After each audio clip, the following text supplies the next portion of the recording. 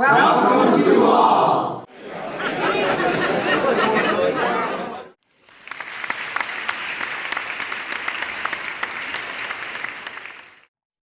Good morning, everyone. Thanks for joining the program and look forward to a good discussion with you.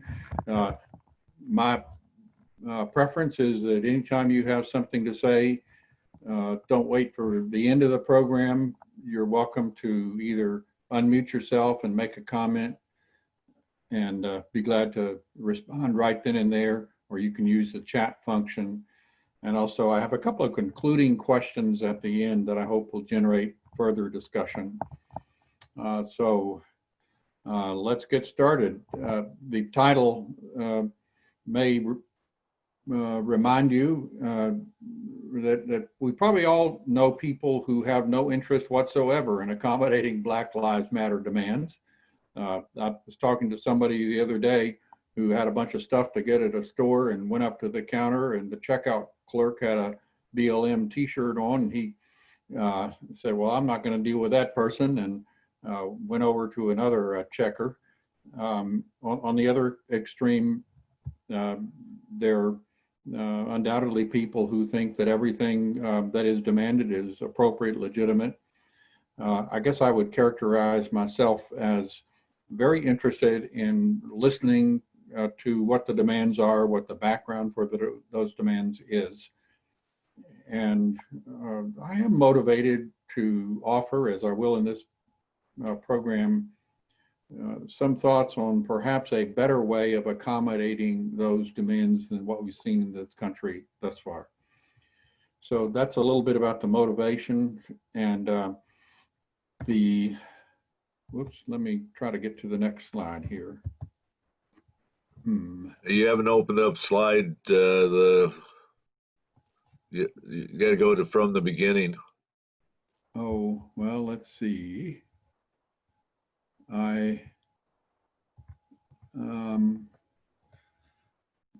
Let me go back to the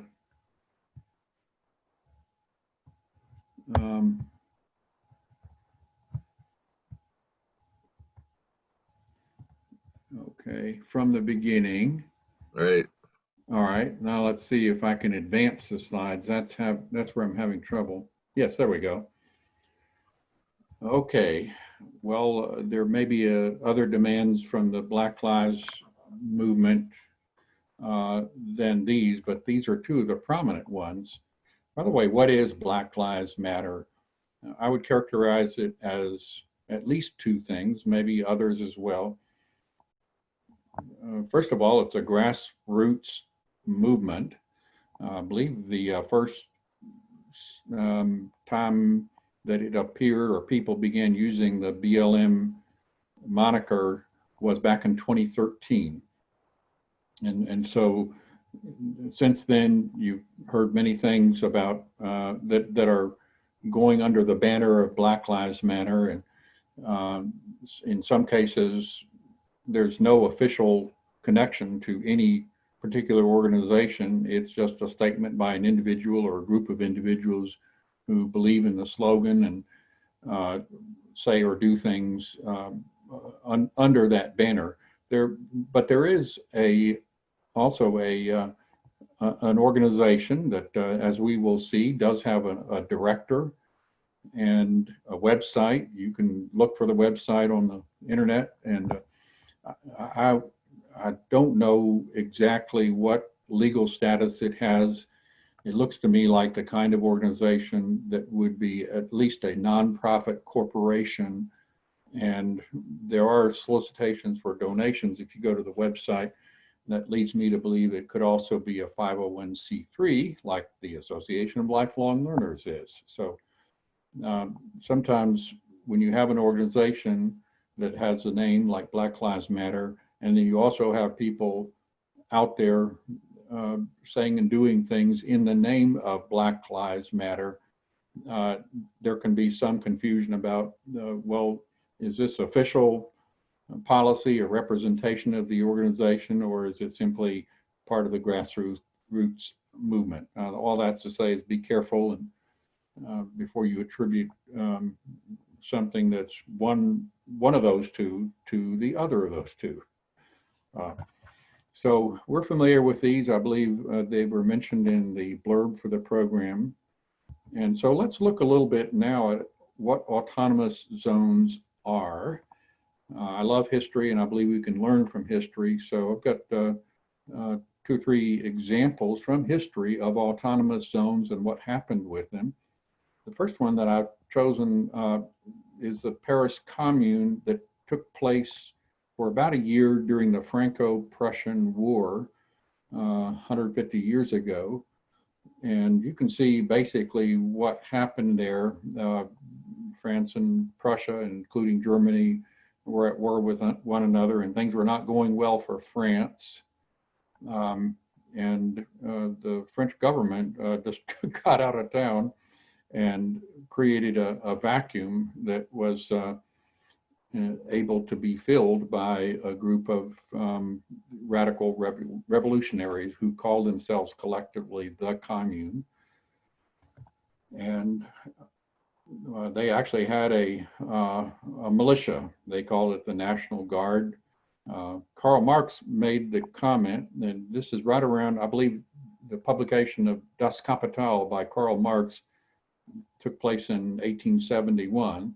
And he called this the first real example he had ever come to know about of the dictatorship of the proletariat, of the kind envisioned by his political philosophy.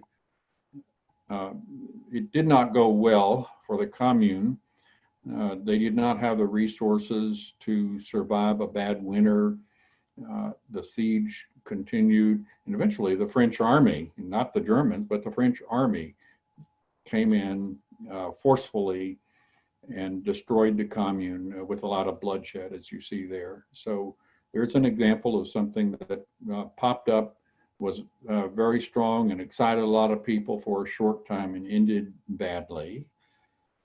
The next one is actually still going on. The Zapatista municipalities in the part of Mexico where southern Mexico, which dips down towards Guatemala and Honduras, Nicaragua, and it's kind of at the bottom of the curve where, as you go east, the shape of the country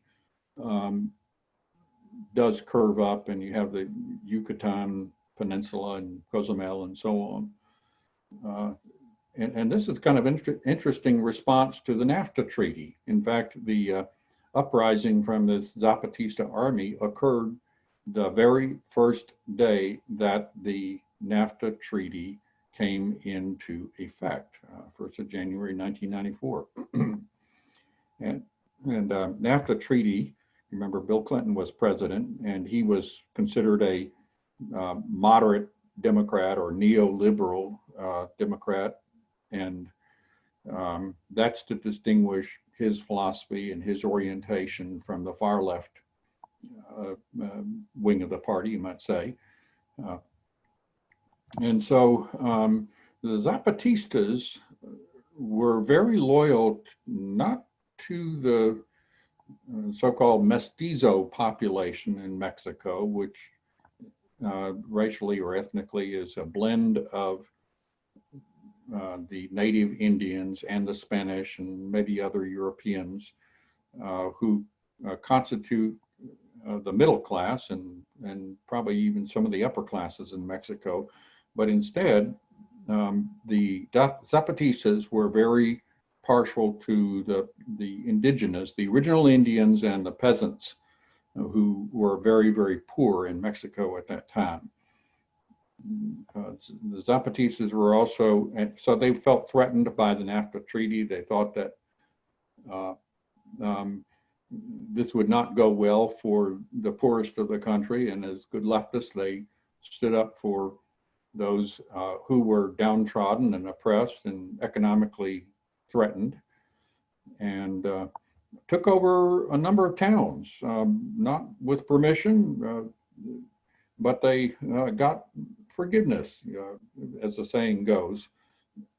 And they actually did more for at least the poor in those areas, and perhaps even others as well, than the Mexican government had been doing, and which in the way of, they set up farm co-ops, clinics, schools, had arts programs, and to the point that we'll focus on today, they developed their own police force.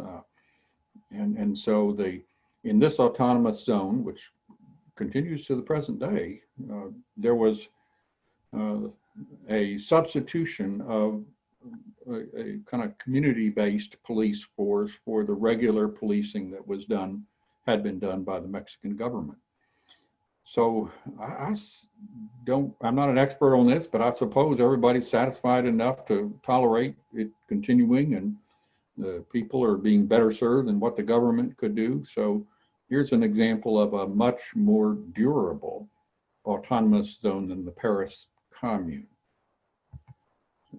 The third example, historical example, is the Rojava in northeastern Syria, which consists of ethnic Kurds taking over a part of that very troubled country, again, taking advantage of the power vacuum, the chaos in a multi-side and war that is, 9-10 years old by now. A little bit about the Kurds. It's an ethnic group that you can see where there are concentrations of Kurds in Turkey, Syria, Iraq, Iran, and Armenia. And you can see in the northeastern part of Syria, the area where the autonomous zone called the Rojava is concentrated. A lot of Kurds are called Kurdish nationalists because they envision an independent country called Kurdistan, and so it looks as though a step in that direction would be to try to create an autonomous zone. Again, see what you can get away with without the permission of the government, but simply because there's enough chaos in the environment, and there's enough will by people who are united ethnically to try to set up a substitute government and a form of social power, and basically see how far they can take it. And so again, this is a more durable example of an autonomous zone than the Paris Commune. I read that the social, political, economic philosophy of the ethnic Kurds in the Rojava is decentralized libertarian socialism. If anybody smarter than I am can figure out whether libertarian socialism is an oxymoron, or whether you could actually consistently combine those two, I'd like to hear about it. And let me just pause there to see if anybody knows what that is and whether the two philosophies could be consistent.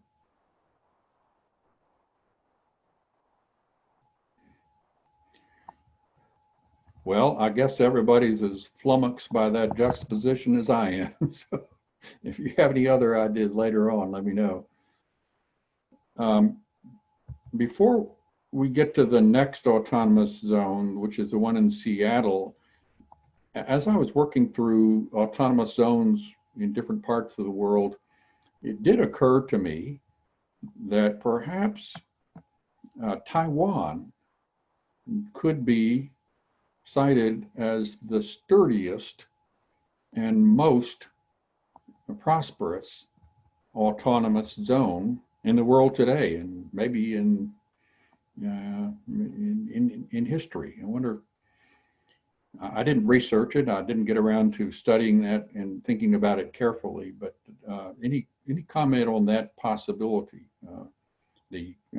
Taiwan got established during when George Marshall was Secretary of State in the early 1950s. He attempted to bring about a rapprochement between Mao Zedong and Chiang Kai-shek that did not work. Here's a case of man who had many successes, but this was a failure.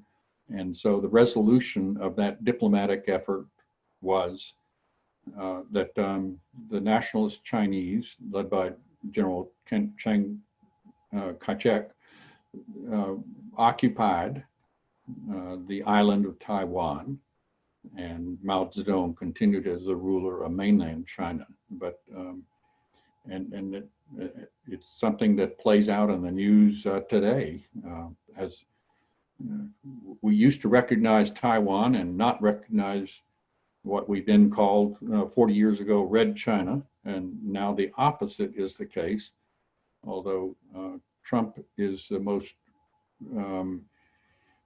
has done more, I think, to try to give credibility to Taiwan than any other president in recent memory since we moved our recognition to mainland China. Any comments on that?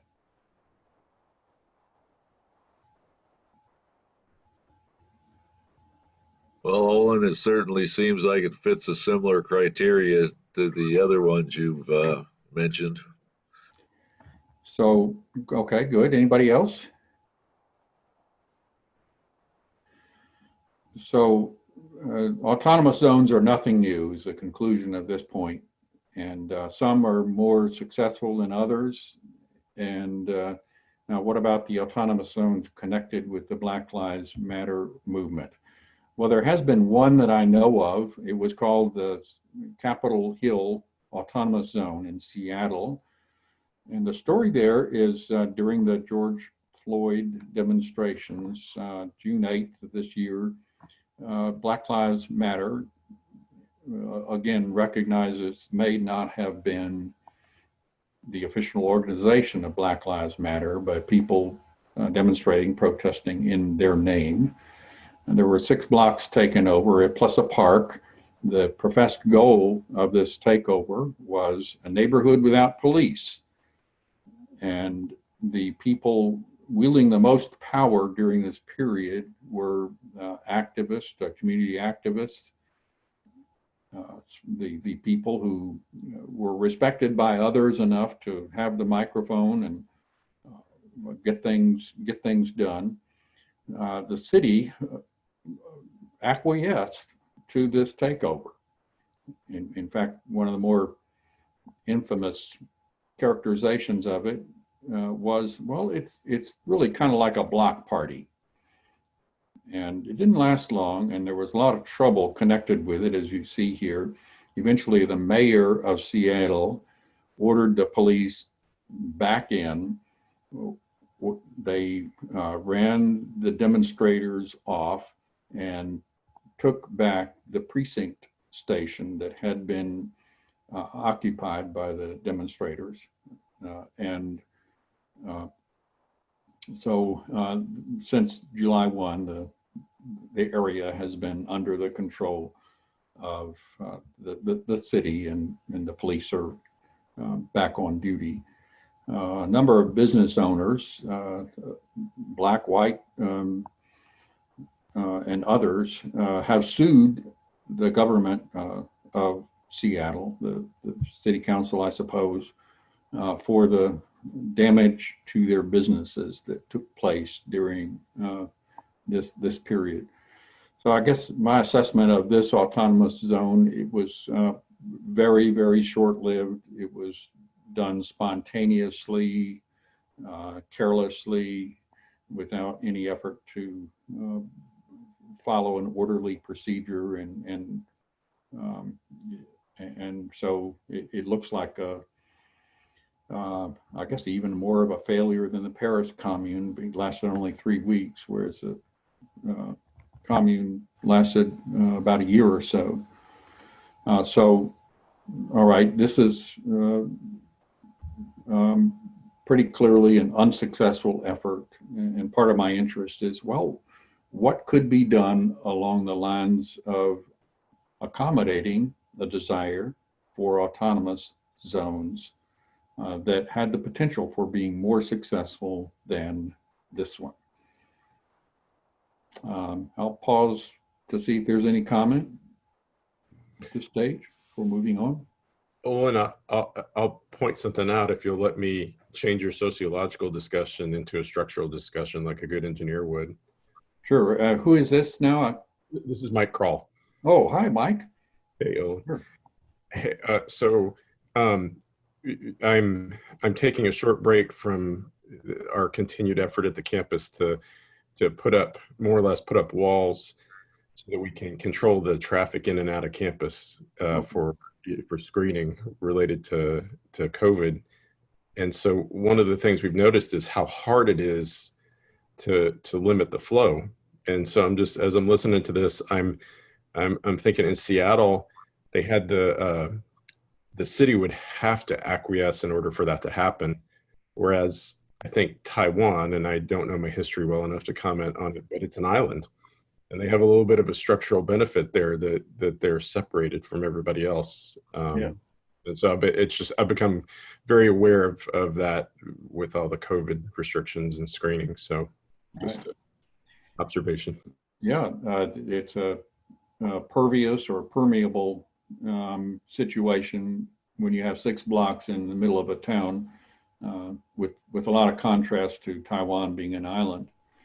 By the way, everyone, Mike Kroll is a colleague of mine from back in Texas, and he now works for the college now called Lone Star College Montgomery that I worked at before I came to Alpena Community College. So nice to have you with us, Mike. It's good to be here. Anybody else? Oh, this is Greg Winter. Hi, Greg. How are you? Very well. Picking up on Mike's comment about the structure, what I found interesting is that in Seattle, they did put up barricades as somewhat of a border. And so there seemed to be that structural recognition that they were trying to fence certain things in and keep other things out. Yes. Just an observation. Very good. Thank you, Greg and Mike, both for those comments. Anybody else?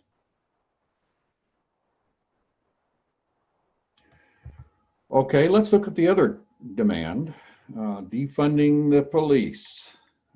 I saw a newspaper today saying where Joe Biden said that he did not favor defunding the police. In fact, he wanted them to have more funds. It's clearly a reaction not only to the George Floyd killing, but many others in the past.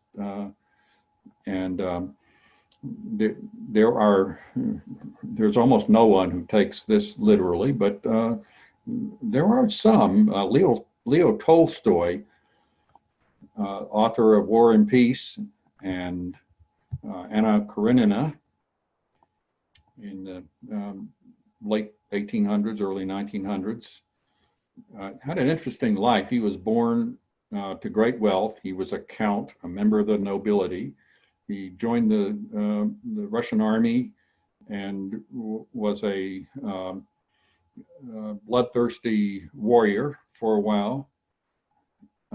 He did just about everything you can think of that a man would want to do to excess, and really enjoyed himself until he had a midlife crisis around the age of 55. And I've never known of anyone who did a bigger 180 than Tolstoy. He attempted to give away all of his wealth. His wife wouldn't let him. He moved from enjoying being a warrior to being a pacifist. And he moved from dressing in all the finery of the Russian nobility to dressing like a peasant. And not only that, he devoted 8 hours a day to working in the fields alongside of the peasants, hoeing potatoes. He made an interesting comment about the effect of that change on his ability to write. He said, before I did that, I had, 14 hours a day in which to do my writing. After I started working in the fields along with the peasants, I found it was a wonderful change. I got more done in the remaining 6 hours of the day with my writing than I had when I had all day. And not only that, I could lie down at the end of the day and enjoy the rest of the just, as the saying goes. I was so tired from that honest, hard labor that I could get to sleep immediately and had no more problems with insomnia and nervousness at night. But another aspect of this about face was a religious conversion, or began to take religion very, very seriously. And he converted into pacifism. In the Sermon on the Mount, Matthew 5, you find the words of Jesus, resist not evil. Resist not evil. And the rest of that Bible verse goes on to have the familiar instructions that when somebody smites your right cheek, turn the left cheek, let him do it again. Tolstoy wrote a book called The Kingdom of God is Within You, which was a treatise on pacifism, advocating that we literally follow what Jesus said and do not resist evil. And he called for the abolition not only of armies, but police forces. He thought that we'd be better off as a society if we did not have people out there on the streets reacting with any kind of violence towards evildoers. We should let them, we'd be better off just letting them do what they're going to do, because that's what Jesus told us to do. So that's a little background on a pretty extreme version of defunding the police, not only defunding them, abolishing them, which I believe has come up from time to time by some people in the Black Lives Matter movement. Next couple of bullets deal with institutional racism and structural change. So I believe these are a couple of concepts important to understand before we can get at what's really going on with the idea of defunding the police. So that's what the next two slides are about. Any comment at this stage before I move on?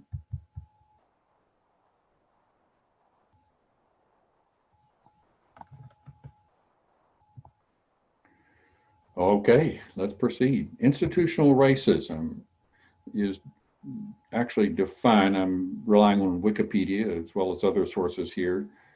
It's defined as racially affected differential access to, let's just call, goods, services, and opportunities.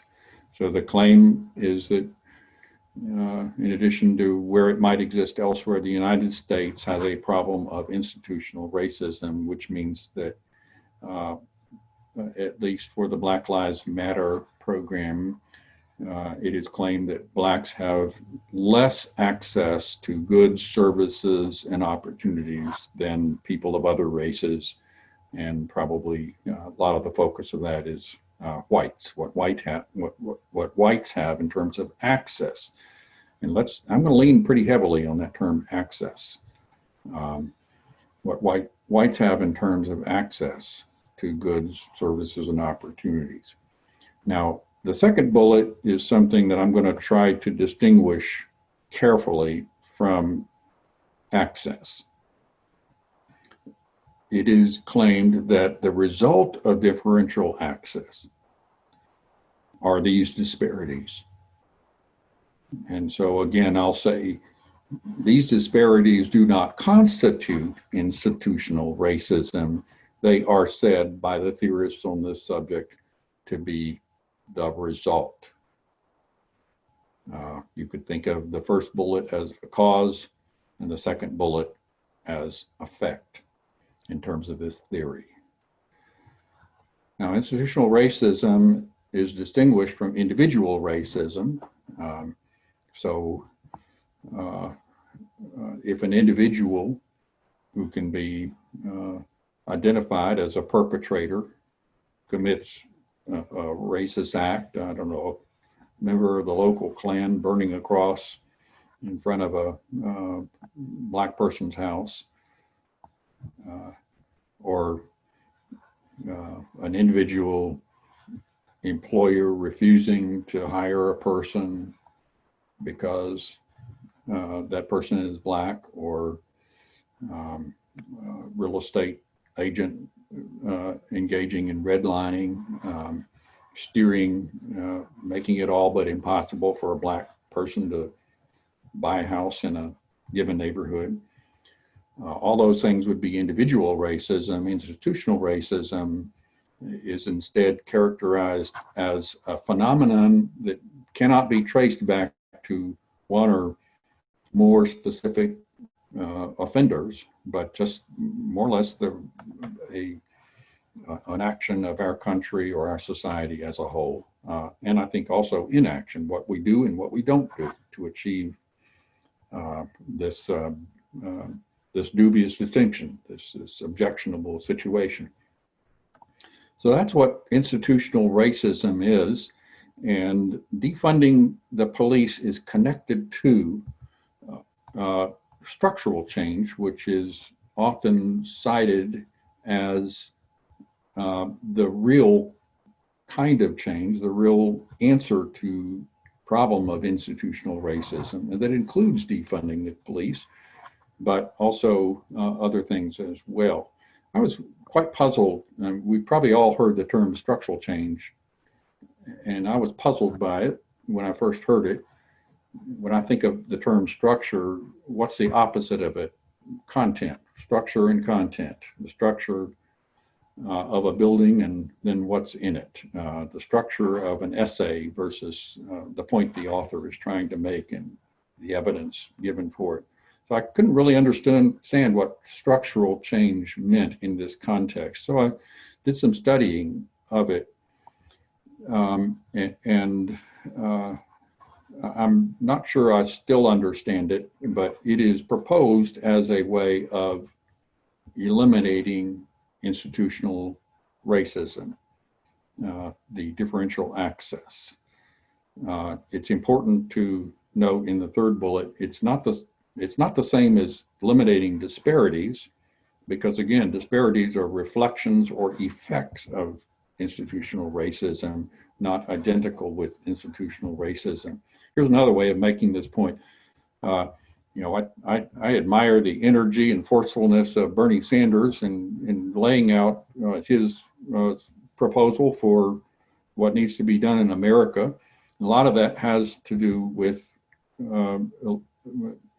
reducing, at least, inequality. So let me describe for a minute, somewhat fancifully, what would Bernie Sanders' dream world be like?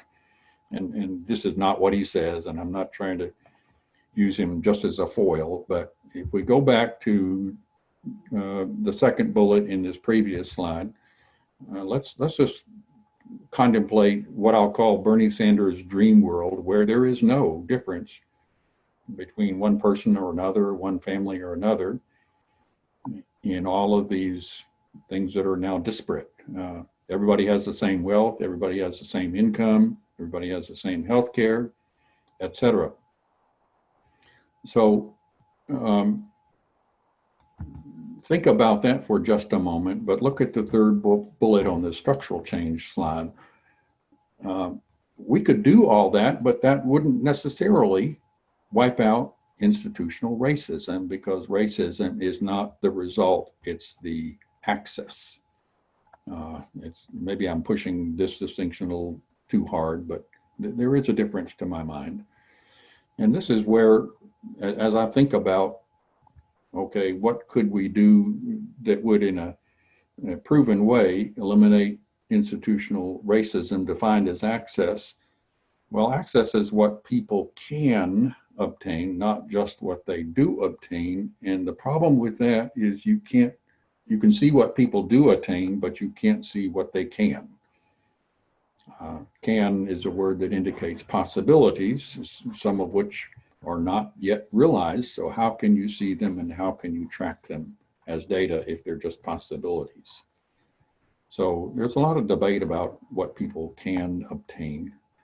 Let me give an example here. Imagine a lady who's a single parent in a very rough neighborhood of Detroit. And let's say that she is, maybe she and her family are on public assistance of one kind or another, rent-assisted housing. There's violence on the streets every night, drug dealers on the corner, just a terrible situation.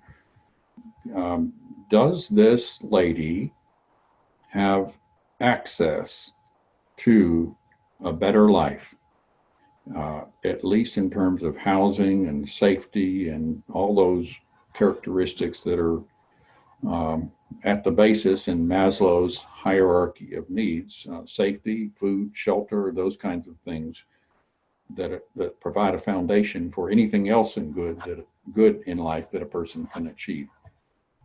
All right, so let's ask the question, can this lady move to Alpena and obtain much better, much safer housing, again, rent-assisted housing, much better access to healthcare, much better school system, and other things as well. She could even become a member of ALL. And so just focus for a moment on the question, can this lady I'm using as an example substantially reduce the disparity between her current condition and what the much better life that she could have in Alpena? I've had an argument with my youngest daughter, Natalie, about whether she can or she can't. And Natalie says, no, she just can't. You don't understand, Dad. But there's something in my mind that says, well, I think she can. It may be difficult. It may be not even anything that occurs to her, but can she? And the can question, again, is at the heart of the matter because of differential access. So I've thrown something out. Any comment on that? Can she do it, or is she just unable? Does she have access, or does she not?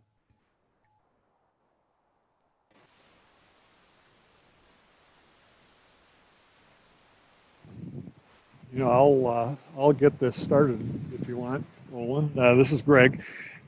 Right. I guess I would ask the question, why can't she? And what, you know, are we asking, would it be difficult?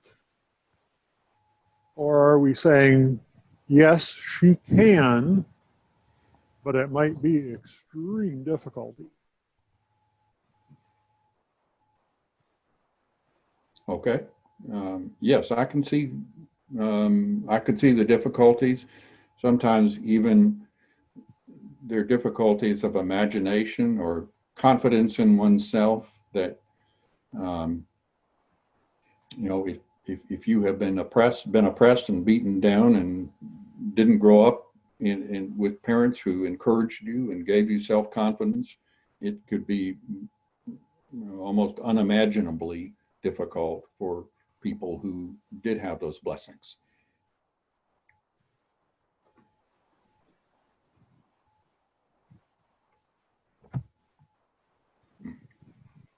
Well, not hearing anyone else comment, let me take a little different angle at that.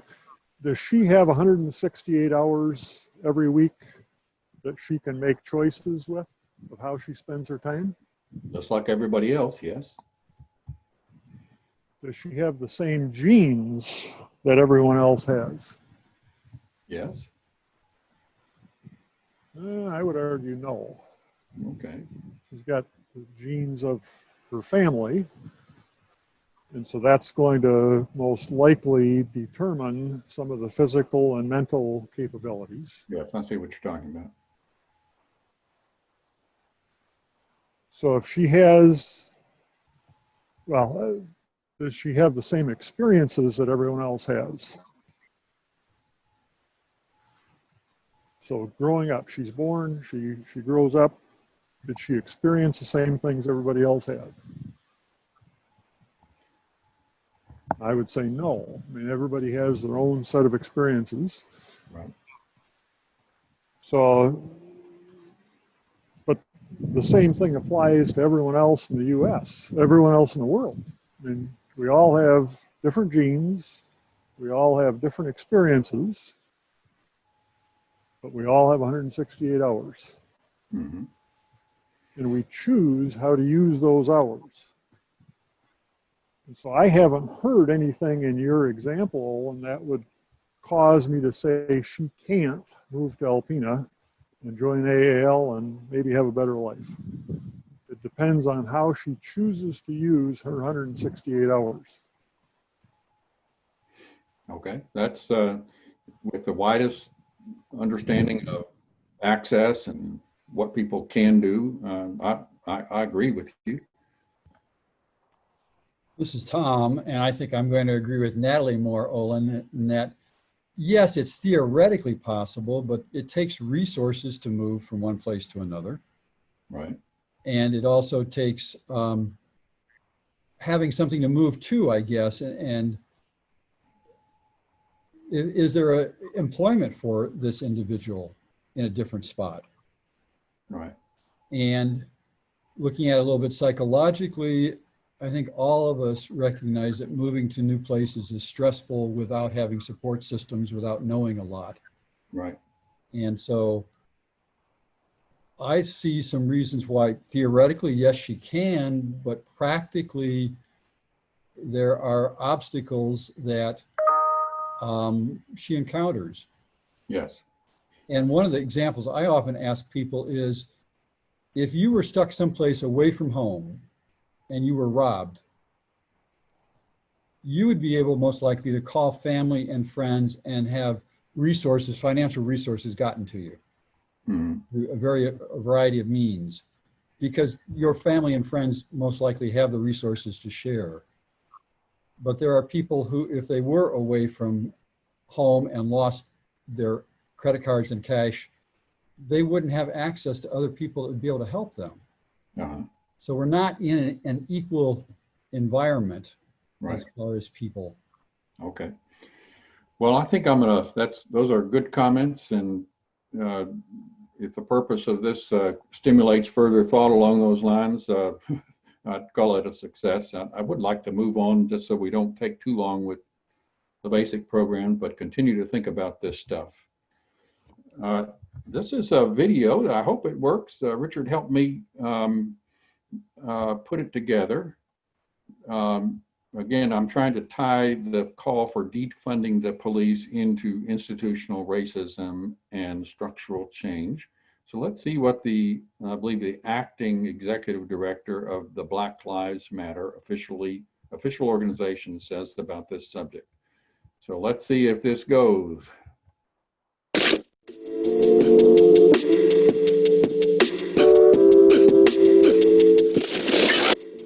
Hey y'all, what's up? So, can I tell you something? We've been talking a lot about defund the police. You've probably heard a lot of people talking about it, and I've been hearing people ask, well, what does it mean? I don't get it. Or it's complicated and it's confusing. It's not really confusing, but let's talk about it.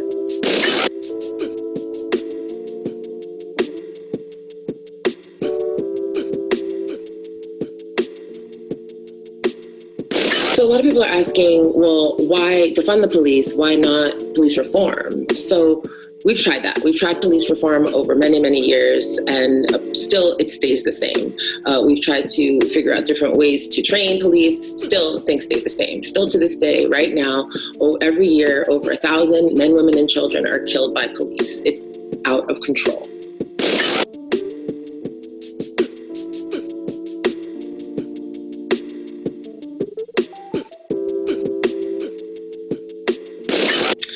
So that's what people are saying, just maybe defund the police, because it's really not working. It's a system that is built on harming Black people. Black people are being targeted disproportionately.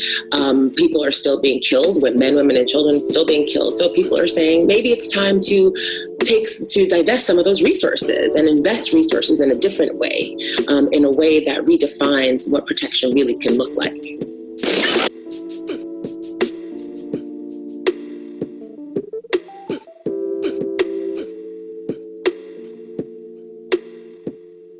So America spends $100 billion on policing and another $80 billion on incarceration, where Black people are disproportionately targeted. What if we used our tax money to put towards other services like education, like healthcare, like housing, like employment opportunities? In some cities, just by defunding the police by 5% would double the budget for public health.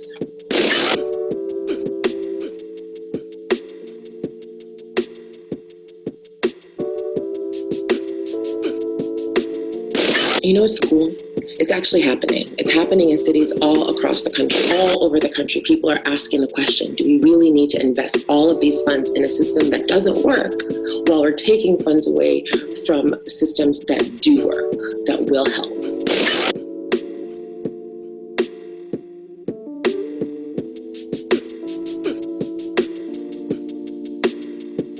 So what does that look like? That looks like divest in police and schools, invest in teachers and counseling. That looks like divesting and criminalizing mental health and providing mental health and restorative services. That means divesting in an over-militarized police force, military weapons against citizens, and investing in community-led harm reduction programming.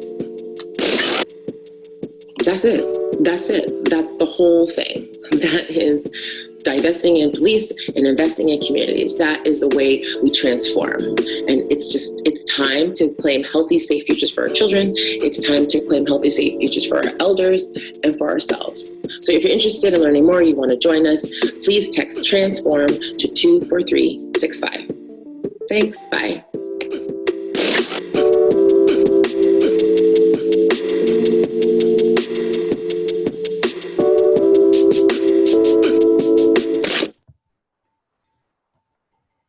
Okay, was everybody able to hear that, see that? Yes, sir. Okay, well, good. Yes. So you see a clear connection between what Ms. Scales is presenting along the lines of defunding the police with the characteristics of institutional racism and structural change that I used to lead into this video. Now, how do you do this? That's the title of the presentation. If somebody put me in charge of accommodating the demands of the autonomous zones and defunding the police, these are some ideas that I would have of a better way to do it than the example of the Seattle Capitol Hill autonomous zones. What if we had a system where a city council could enact policies for an autonomous zone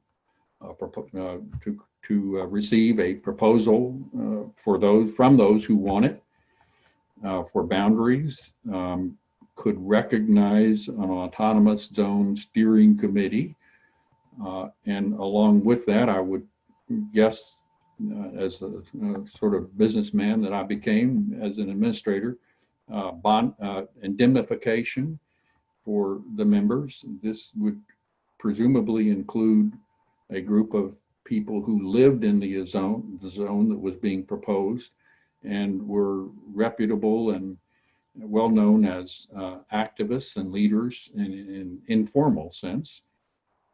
Could we make them formally recognized as a steering committee, and then charge the members of this group, the steering committee, to compose its own public safety plan for the proposed autonomous zone. And that would also, I think, appropriately be approved by City Council. Perhaps all of this could be vetted with the public with hearings before any kind of final version of it would be approved by the City Council. And let's say that it gets to that point, City Council approves the plan, recognizes the steering committee members, agrees to the boundaries, and gives its permission for the residents of that own area to implement its own version of a safety plan. That might take a long time to get there, but it's conceivable. Then let's say the council budgets for the removal of funds for the regular policing within those boundaries, and that might also be difficult to do because, you know, with a police budget, it wouldn't be easy, I think, to separate well exactly what goes to this area. But let's say some version of that could be feasible. The removal of the funds would be budgeted to take place at the beginning of the City Council approved autonomous zone. Then the council would also authorize the steering committee to use those funds for its own security plan, again with appropriate oversight, independent audits, bonding, those kinds of features that protect us, at least to some extent, from abuse of funds, embezzlement, and those kinds of things. It also, I think, be important to for the council to set up procedures for evaluating the plan if it needs to be modified as we go along. I guess my idea would be limited term, 6 months, a year. Let's see whether it works or not, but with the option, the default would be it expires. The possibility would be there's enough success there to continue it. I think there's a comparison, what I'm proposing here, to business incubators, where you try to foster something to get it started, and also the other kinds of support for innovation. Let's say in a big company, there are enough resources to take some very creative people, scientists, engineers, and just give them room to exercise their creativity, come up with new products or new technologies, new ways of running the company's production. I think of Bell Labs in the 1950s and 60s as a great example of a company whose innovators within that company came up with many patents and even Nobel Prizes. I think the transistor, for example, was invented and tested and proven by such a company policy. So there are very good models, in my opinion, for giving something a try and seeing whether it works. And if it doesn't, okay, but it might well be something better than what we have. So again, somebody gave me the authority to accommodate the Black Lives Matter demands. This at least occurs to me as a careful and responsible and more likely to be successful methodology for getting to that point. Okay, now I gave you a teaser in the advertisement for the program. We actually have a race-based version of this model that's operated in the United States for a long time. And if I've already tipped my hand, as I've done with at least one of you, does anybody know what this is? A combination of autonomous zone and removal of regular policing funds for a substitute version of a safety plan. Any idea? Ron Young, as you've been discussing this, I wondered about the relationship to some of our Native American tribes. Exactly right, yeah. Tribal justice systems are very much like what I think the Black Lives Matter proposals are asking for. So for decades, maybe many decades, we have Indian reservations as what I would recognize as authentic autonomous zones, formally recognized. And I've done some study on how does law enforcement take place there? It's a combination of Bureau of Indian Affairs, which is an agency of the Department of the Interior, and the Department of Justice. And you can see the different jurisdictions or types of crimes that those two entities are empowered to implement. The Bureau of Indian Affairs has 4 or 5 different options to organize tribal policing. Some of them are more centrally controlled by the BIA. Others are more decentralized with greater degrees of empowerment for the given tribe. But a tribe can choose which way it wants to go. If it wants to relieve itself of all the overhead and administrative red tape to run its own police organization, it can let the BIA do more of that. If it wants to take it on itself, it can. The officers are not exclusively tribal members, but mostly.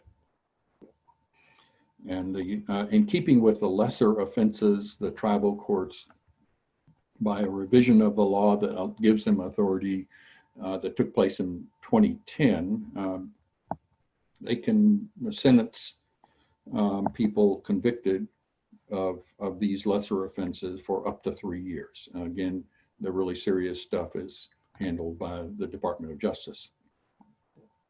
So it's a hybrid system, but at least for the lesser offenses, what you have with tribal police forces resembles, I think, what could be an answer to the BLM demands.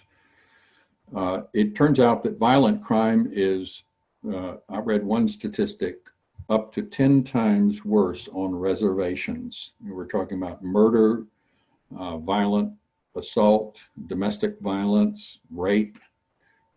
There's a terrible problem on Indian reservations of violent crime. Of course, that's the purview of the Department of Justice, not the tribal police forces, which constitutes the focus of this comparison to what Black Lives Matter is requesting. There's also research, okay, what makes the difference between better tribal policing, again, for these lesser force offenses versus not so good. And by the way, there are lots of complaints about tribal policing in general, but there is a distinction between tribal police forces that are more successful and those that are less so. The 2 main factors are tribal control. So again, among the range of options offered by the BIA for a tribal policing system, a tribe has a better chance of achieving success with its tribal police force if it takes control and if it does the overhead and the administrative tasks associated with its tribal police force than if it hands that over to the BIA. The other thing is cultural match. And this is, I think, very close to what at the heart of the BLM demands. Can there be a better form of policing when there's a better match between the police officers and the community that those officers serve? And that's a broad topic. One example in the literature that reviews tribal policing is there's a tribe in Arizona that has a culture that says a police officer needs to be rough and aggressive when confronting a suspect. And if that officer is not rough and aggressive, he's not doing his job according to that culture. Just the opposite with the Lakota tribe in the Dakotas. A police officer who is rough and aggressive will bring on opprobrium from representatives of that tribe that are imbued with its culture. And instead, the cultural expectation is that police officers will be gentle, will bring in de-escalation techniques, and the more respectful you can be with a suspect while still doing your job, the better approval you'll have. So what the research says is that the type of policing needs to be connected with the cultural values, which will differ from tribe to tribe for the greatest possibility of success. Next bullet is a big topic. What is community policing? And so I can't, it's really a topic on its own, but let me just mention a couple of things. Community policing used to be the norm about 120 years ago and earlier. And that's when police officers, you think of a city police officer, maybe even a small town one, but let's talk about a city, had his beat that he walked. And he was more or less permanently assigned to that beat. So you have the same officer walking the same blocks in a city for, let's say, 20 years. In that period of time, he will get to know the residents. Residents will get to know him. And there'll be a close connection between that officer and the residents. And if he's going to do any good, he will probably adjust a lot of his policing to the preferences as much as possible of people in the neighborhood. He will also understand and be sensitive to that community. The problem with community policing, and the reason why we evolved out of it in the 20th century, was first of all corruption.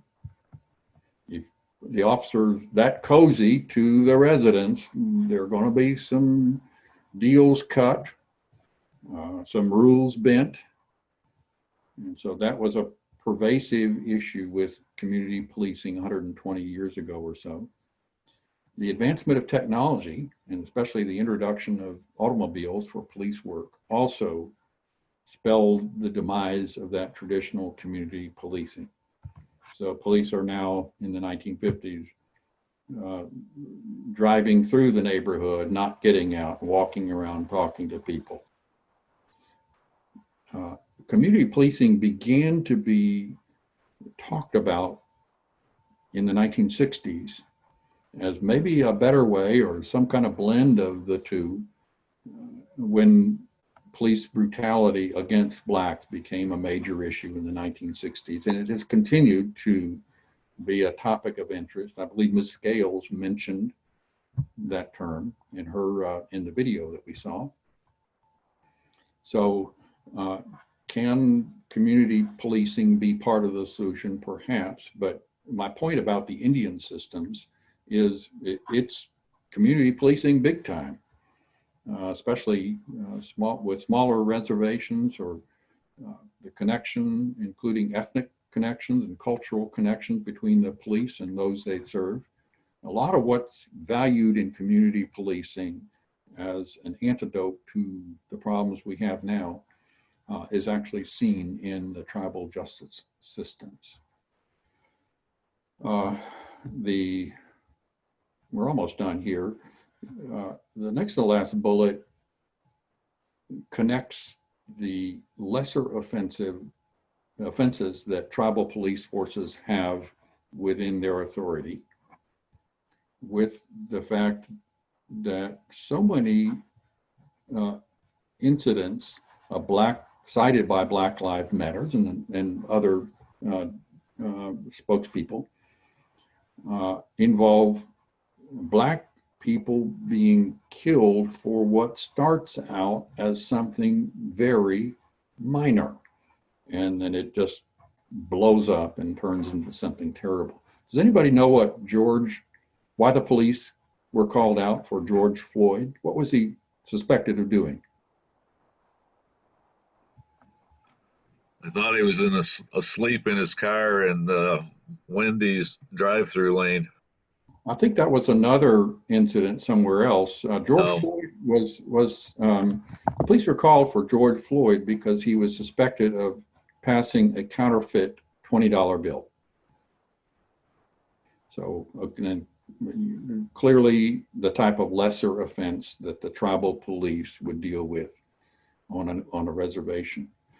Eric Garner is another example. New York City, year or two ago, killed by police. Why were the police called to the scene, or why did they approach him?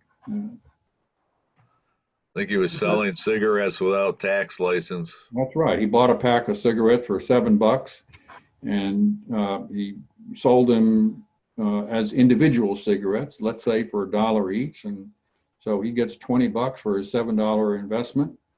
And as you say, there was tax evasion involved in that process. So he ended up dying for something that was clearly the kind of lesser offense that the tribal police on reservations are empowered and commissioned to deal with. So anyway, there's a connection, I think, between whatever success the tribal systems have with the lesser offenses and how it is that the deaths that are cited as cases in point by Black Lives Matter began anyway. I guess the big takeaway from this is, I don't know about you, have you ever heard of an Indian on a reservation being brutalized or murdered by tribal officers? I haven't. There's a huge contrast between the problems cited by Black Lives Matter and recognized, I think, by all of us,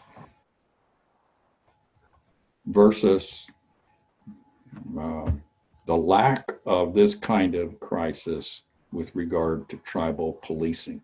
That's why I think that some version of what's done on Indian reservations could be an interesting solution. So this is my last slide. A couple of questions.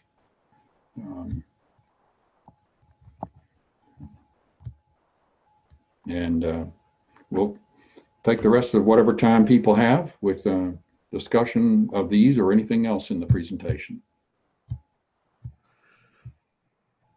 Well, isn't your model that you propose, this is Dick Bremer, the model you proposed basically what is the city of Seattle is following? Oh gosh, I don't know. Has it actually set up a process? Well, they're defunding the police, and I assume that part of their plan is to do something else with the money, but it's too far away to follow. Yeah, I don't know. But that's an interesting lead, and maybe I'll look into what's going on there. What's their version? So thanks for that that lead.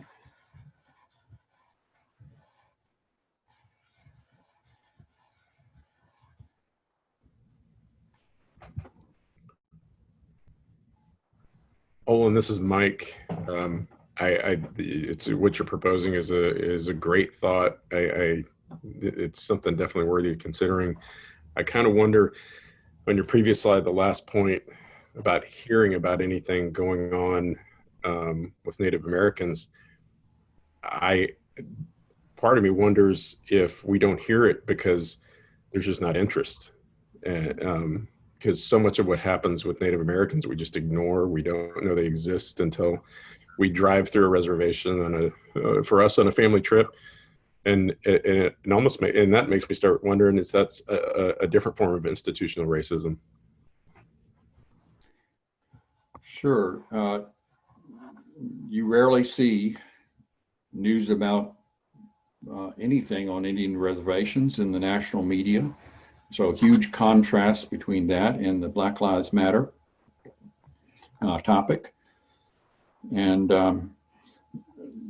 the condition of the policing on Indian reservations is the subject of scholarly studies, some of which I've looked at, some of them part of the government, federal government oversight of reservations, some of it done by independent scholars. So maybe the point you're making is there could be as much objectionable brutality and excess aggression against tribal members by their own tribal police, as we've seen on a national scale with the BLM topics.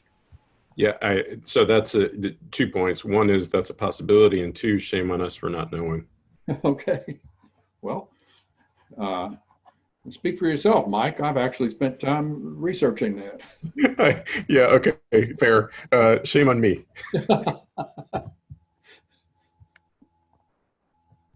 Anybody else? I don't know if it's quite related, but I recently had an opportunity to review an incident that involved an autonomous zone confrontation in South Dakota. And the tribe decided that they wanted to exclude people from their zone for COVID reasons. And the governor took great exception to that. Kind of an interesting debate there. Mm-hmm. I'm sorry, I couldn't hear clearly everything you said. You want to try it again? I heard something about COVID problems was it on reservations?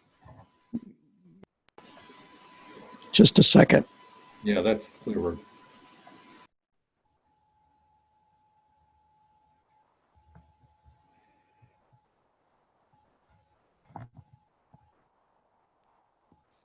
Is that better? Yes. Go ahead. Yeah, I just recently reviewed a situation in South Dakota where a tribe decided that they wanted to enforce the borders of their zone and not allow people to pass through for COVID security reasons. I see. Yes, I can And understand. the governor took great exception to that, and a number of battles ensued, and it's kind of an interesting little incident there and how that worked out. Right. So I guess there are overlapping jurisdictions there that could get crosswise amongst one another. Thank you for the reference, and maybe I'll look that up too. Anybody else?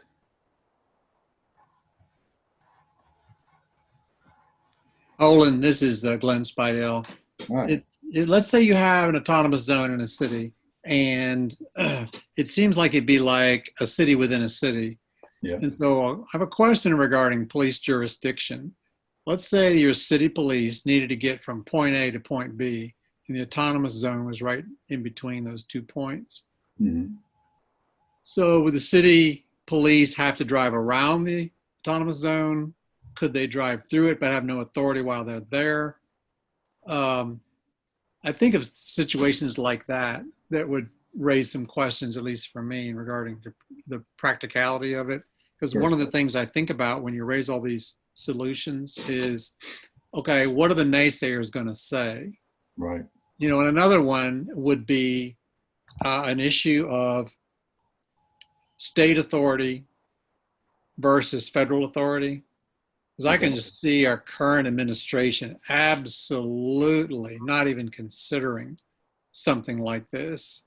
Mm-hmm. So would a state have authority to allow a city that decision Right. over the federal government? Right. So from a political standpoint, it seems to have a lot of complications, particularly during the current administration. Sure. So just a couple questions from that standpoint. Yeah, well, the last I heard, the 10th Amendment was still part of the Constitution, which gives states all the power except for what's claimed by the federal government. There seem to be many exceptions to that as well. As far as what would happen? You can think of, for example, a case of hot pursuit, and officers outside of the autonomous zone are trying to follow and arrest an offender, and the offender heads for the autonomous zone. What do you do then? Do the police just have to stop there? To me, the answer to that question is it depends on what proposal for the autonomous zone had been brought forward by the steering committee members and approved by the city. And so certainly a good city council would consider that situation and decide what to do about it. I do know that overlapping jurisdictions, that's a common situation with police forces, and I don't know enough about how police agencies work all that out. I once worked for a college, and somebody counted the number of jurisdictions that the college campus was under, and I think the number was 13. So when something bad happens on the campus, how do all those agencies figure out who does what? But I guess I would consider that to be a solvable problem that should be considered and dealt with at the level of a city council approving an autonomous zone proposal. Well, and this is Dick Bremer. I think the very fundamental challenge is you're trying to draw lines in existing cities with different lives and different business opportunities, and trying to get the majority of people within a zone to agree that it's autonomous, I think would be a very large challenge for any city. Sure. But some kind of organized process of moving in that direction, if it's worthwhile at all, appears to be better than the spontaneous and kind of careless version of an autonomous zone that we saw in Seattle a couple of months ago. Certainly we can do better than that. And whether it's anything like what I proposed or something else very different. And again, I do think we could learn something from the tribal policing information. Okay, anything else? Well, thank you very much for everyone. Appreciate the dialogue, interaction, and until next time, go ALLO. Well, thank you, Owen, for another thought-provoking presentation. You are welcome. I enjoyed it. Yeah, thank you, Olin. Very, very good. Thank you. Thanks, Olin.